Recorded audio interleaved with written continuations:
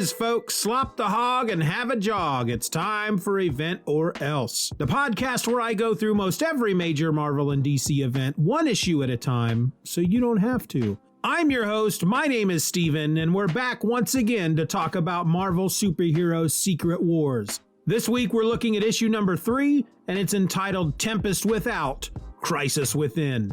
This issue was published by Marvel Comics in July of 1984, and it was written by Jim Shooter, with pencils by Mike Zeck, inks by John Beatty, letters by Joe Rosen, and colors by Christy Scheele. The issue opens with a storm raging outside of Magneto's Tuning Fork Fortress, which happens to be surrounded by a field of pink alien spaghetti, drawn so skillfully by Mike Zeck that the unearthly tendrils look as though they are writhing and squirming as the lightning explodes all around. Inside, Magneto stands looking out the window and taking in the scene as the book tells us how super dangerous and mighty he is, more so than the awesome power of the storm. He soon grows bored of watching the rain and, removing his helmet, retires to a lounge chair in the conversation pit. Then, using his super awesome powers, he reaches out to another room in the fortress and frees the Wasp from her tiny scrap metal prison that he'd encased her in before kidnapping her in the previous issue. By the time the Wasp locates Magneto, he's still in the lounge chair, but now he's sipping wine and eating burritos from a floating tray. "Well, la-dee-da," she proclaims. "Do not bother to attack me, my dear," he returns. "My person is magnetically shielded." "You think I have to strike at you directly to hurt you, monster?" she says as she uses her wasp sting to blow the contents of the tray all over him. She then threatens to bring the whole fortress down around them, and he calls a truce. In fact, he tells her that's why he brought her here in the first place, though to tell the truth, it certainly feels like he's hitting on her. Meanwhile, back at the Chicago-sized Citadel where our heroes hang their hats, the storm rages on. Thor is perched out on the dome, which happens to come in handy when a lightning strike sends part of a mountain down on top of the hero's alien home. Thor, you see, is the Asgardian god of thunder, and he wields the mighty hammer Mjolnir. And with said hammer, Thor blasts the falling mountain from the sky, saving the Citadel, and he's loving every minute of it. Elsewhere in the Citadel, Iron Man and Captain Marvel race down the corridors, checking for damage from the storm. Captain Marvel is flying in the form of light. Iron Man is using his jet skates. Let me repeat that. Iron Man is using his jet skates. Jet skates, as in jet-powered roller skates that are a part of Iron Man's armor. The most technologically advanced armor in the world. I'm sure we're going to talk about that later. In the command center, Captain America, Mr. Fantastic, and the Hulk get us up to date on how things are faring since Magneto wrecked the power plant in the last issue. Everything, by the way, has been fixed. Reed points out that Galactus is still chilling atop the mountain, ignoring the storm completely, and that there's a mysterious aura around the fortress of the villains. Reed postulates that possibly the villains are tapping into the storm and absorbing power from it. Cap's certain that the villains are planning an attack, considering that the heroes took 5 of them prisoner in the last issue, and he figures they'll attack once the storm has run its course. Reed mentions missing his wife, and the Hulk, poster boy for empathy, tells him to spare them his maudlin whimpering, and so Reed sets out to be by himself. Spider-Man, in the meantime, is swinging around inside the gargantuan complex, musing to himself that with all the pipes and doohickeys in the ceiling, it's almost as if the place was built for web slinging. He doesn't think on it long, however, before he finds himself in a large room, gazing down at a meeting of the X-Men. He means to leave, knowing that whatever is going on down there is none of his business, but the topic of the mutants' conversation makes him pause. Professor X is telling the others that they don't belong here with the heroes, and that it's time to take matters into their own hands. In fact, it's time for them to leave and join up with Magneto. But that's as far as he gets before his mutant-enhanced mental powers sense that they are being spied upon by Spider-Man. Spidey crashes down among them and announces that he heard what they were planning and he's gonna tell everybody. The X-Men, try as they might, can't stop him before he escapes. It's only as Spider-Man tracks down Reed Richards and is about to tell him what's what with the X-Men that Professor X uses his superpowered brain to make Spidey forget what he was doing. And so Spidey swings away, thinking that it must not have been that important, whatever it was. After that, the X-Men leave in one of them alien airplanes. Back at Magneto's swinging bachelor pad, Magneto's on a Skype call with Dr. Doom. Doom, it seems, is trying to convince Magneto to join his considerable power with Doom's. But Maggie's having none of it and tells him so. Doom, being Doom, threatens Magneto, telling him he will live to regret his decision. But Mags doesn't seem too put off. Instead, he rejoins the Wasp in the conversation pit, where he kisses her. She resists at first, but then leans into it, and the two make out as the storm rages on behind them. Meanwhile, at Doom Base, Doom walks into a room where we see two women standing in separate tanks. We have no idea where they came from, but Doom throws a switch, and boom! Energy, in which Doom has harvested from the Tempest outside, courses through the two women, and just like that, the two have superpowers. Let's meet them, shall we? First up is Miss Rosenberg, whose body is composed mostly of ionized plasma, like the core of a star.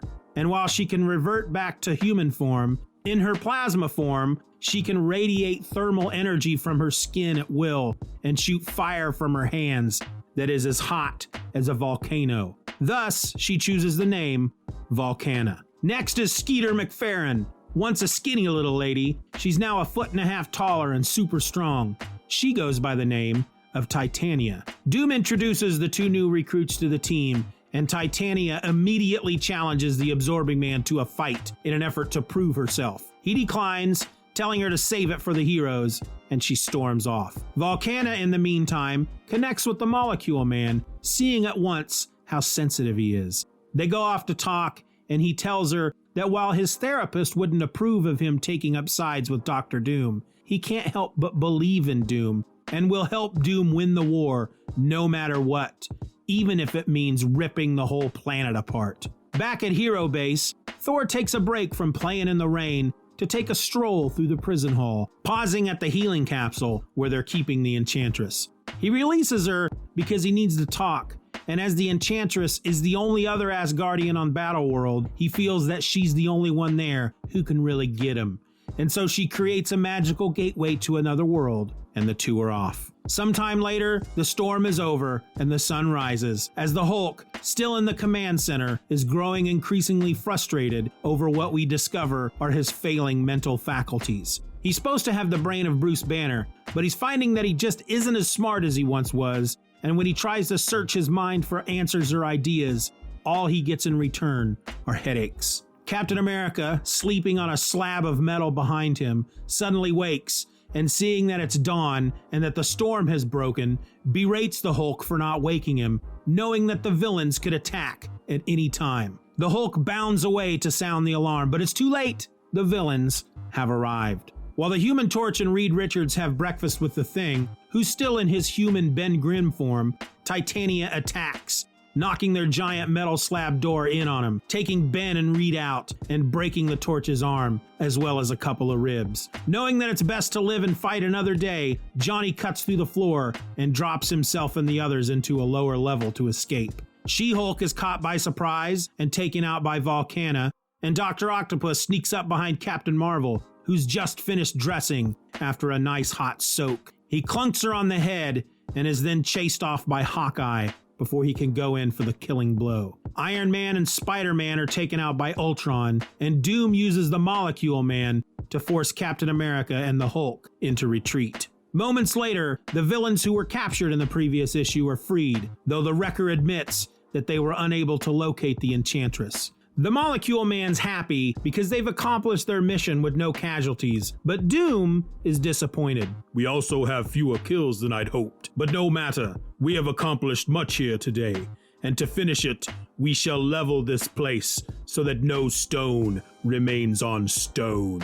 Well, gol darn, I don't know about you, but that sure sounds like a cliffhanger to me. And guess what? It certainly is. And with our story now told, it's time for the top 3 things to dwell on.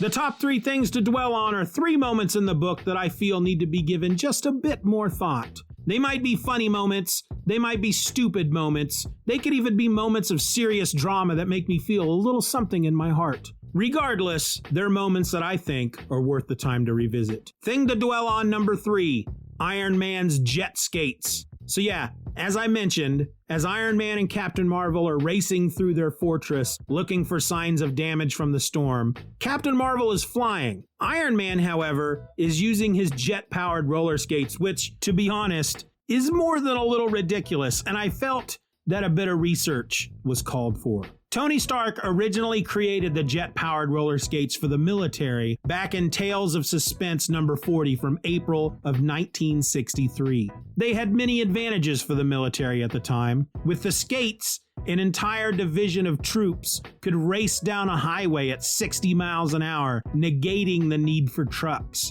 They were also collapsible and could be stored in any pack and then clamped onto the sole of any boot when needed. Now, Tony didn't use them with the armor, however, until 4 issues later, in issue number 45 from September of 1963, when we see him in his old, clunky gold armor racing down the highway before deciding to take to the sky. He's even clocked and chased for a bit by a pair of motorcycle cops who give up once they realize it's Iron Man. Oddly enough, the troopers know an awful lot about the skates. We should have guessed. Look who it is. Iron Man using his jet skates. Those transistor-powered wheels of his can do 200 miles an hour. But here's the thing. They may have been an impressive feat of technology in 1963, but this issue that we're talking about here, this issue of Secret Wars, came out in 1984, over 20 years later. And frankly, I'm questioning why Jim Shooter felt the need to include them at all. Was it nostalgia? Was Jim still impressed by jet-powered roller skates? Honestly, I have no idea, and I couldn't find anything out there on the internet. Thing to dwell on number 2, Spider-Man takes on the X-Men. When Spider-Man inadvertently spies on the X-Men and learns their plans to leave, the X-Men try to stop him from escaping and tell the others. Yet the only thing they accomplish is having their own butts handed to them. Now, I know a lot of people get really angry over this scene because for them, there's no way that Spider-Man could beat the X-Men. And in the end, I have to agree. But what I feel compelled to point out here is that this isn't a straight up fight. This isn't Spider-Man squaring off against the whole team to see who's left standing. No, this is more like a game of tag. Spider-Man is trying to leave the room, and the X-Men are trying to catch him. We have to remember that Spider-Man has this thing that he calls a spider sense that generally keeps him out of danger and helps him avoid being tagged. And that's all this is. He didn't beat up the X-Men. He just didn't let him catch him. Thing to dwell on number 1. Come on, Jim. Really? Let me set up the scene. Magneto and Janet Van Dyne, the Wasp, they're alone in Magneto's lair. A storm rages all around them. He's an evil terrorist. She leads the Avengers. That's all the basic ingredients for romance, right? Well, Jim seems to think so. Well, I'm glad you're back, Janet says as Magneto returns from his Skype call with Doom. It's eerie here all alone. The storm is shaking this place. You missed me? Now that is encouraging. Don't be too encouraged, Magnus. I mean, Magneto takes her gently by the shoulders. Why not? Have we not reached the beginnings of an understanding? The beginnings, maybe. We agree that when my eyes meet yours that there is something electric. I don't remember agreeing to that. But it is true, is it not? And that's when he kisses her. Hey, That's the noise she makes because he forces his kiss upon her. The storm has granted us a brief interlude of peace here on this world of sudden death. Let us not deny our desires. No. There is so little time, Janet. Oh, I guess. I suppose it's... Oh, why not? You have the iciest blue eyes I've ever seen, Magnus. And I guess the eyes have it. And then they're making out. Is that really how Jim thinks this works? That just because Magneto is some kind of silver fox, that he can just force his kisses on Janet, and that Janet's gonna be all like, no, but you're so handsome. Oh, kiss me, big boy. That's not how it works. You don't force yourself on women. Don't try this at home, kids. And those were the top 3 things to dwell on. So now we come to that time in the show where I wrap it all up and tell you how I feel about the book in general. There was a whole lot of stuff that happened in this issue. The X-Men leave the heroes. Magneto forces himself on the Wasp, which she apparently loved. Doom creates new supervillains from a couple of women without any explanation on how they got on the planet. And in the end, our heroes are beaten. And this is only the third issue, folks. We still have 9 more issues of this crazy stuff to look forward to. And I, for one, am still having a lot of fun with it. Again, don't look for anything deep or meaningful in this story because you're not going to find it. Instead, just sit back and roll through the silliness, because that's all I'm doing. Until then, join us back here next time as we attempt to answer the question, if the Hulk saved everyone from certain death, why ain't he happy? That's coming at you next week in episode 3, Situation Hopeless. Be there or stop, drop, and roll. That doesn't quite sound right either.